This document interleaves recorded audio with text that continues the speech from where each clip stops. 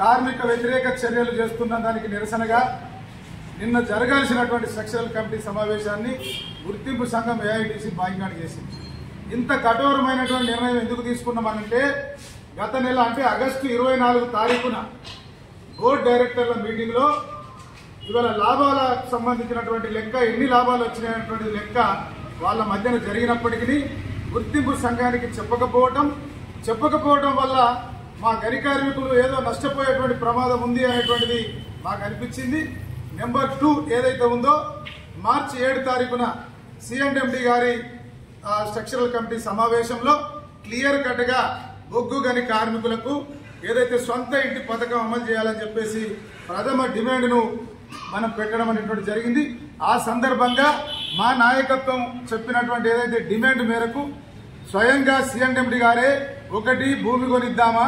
2 సింగరేణిలో జాగలిద్దామా, లేదా డబుల్ బెడ్లు ఇద్దామా,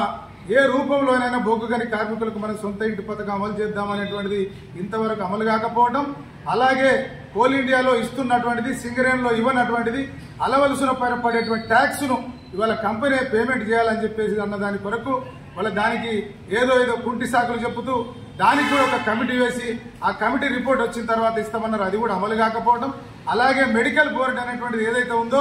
అది గత 6 నెలల నుంచి పెండింగ్ ఉన్నది. ఏసీబీ పేరుతోటి యాజమాన్యము కావాలని చెప్పేసి దాన్ని పెండింగ్ పెడుతూ ఉన్నది. దానికి కూడా సమస్య పరిష్కారం కాకపోవడం, ఏదైతే మారు పేర్లు ఏవైతే ఉన్నాయో సొంత పేర్లుగా మార్చేదానికి సంబంధించి ఆ సందర్భంగానే పెట్టిన డిమాండ్ లో దాన్ని కూడా అమలు చేద్దాం, దాన్ని కూడా ఇద్దామని చెప్పినటువంటి మేనేజ్మెంట్ దాన్ని అడ్వకేట్ జనరల్ కు పంపించి ఇవాళ టైం పాస్ చేస్తున్నటువంటి పరిస్థితి ఉన్నది. అలాగే కోల్ ఇండియాలో ఏదైతే కాంట్రాక్ట్ కార్మికులకు క్లియర్ కట్ గా అక్కడ హై పవర్ కంపెనీ జీతాలు ఇస్తున్నారు, దానికి సంబంధించింది కూడా ఇవ్వాలని చెప్పేసి ఆ సందర్భంగా పెట్టినటువంటి డిమాండ్లన్నీ కూడా పెడచెవిన పెట్టి యాజమాన్యం ఇవాళ పక్కకు పెట్టినటువంటి నేపథ్యంలో నిన్న జరగబోవాల్సినటువంటి స్ట్రక్చరల్ కమిటీలో ఆ యాక్షన్ టేకెన్ రిపోర్ట్ లో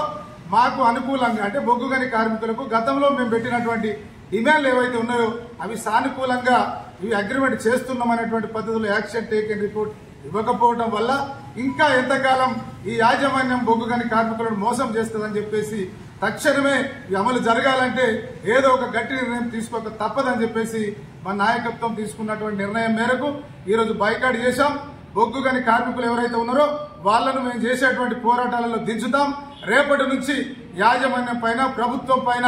ఇవాళ ఆందోళన కార్యక్రమాలు ఉంటాయని చెప్పేసి దానిలో బొగ్గు గని కార్మికులందరూ పాల్గొనాలని, ఇవాళ విమర్శనాత్మకంగా ఉన్నటువంటి చిన్న పెద్ద సంఘాలన్నీ కూడా ఇవాళ గుర్తింపు సంఘానికి పోరాటంలో మద్దతు ఇవ్వాలని చెప్పేసి సందర్భంగా కోరుతా ఉన్నాం.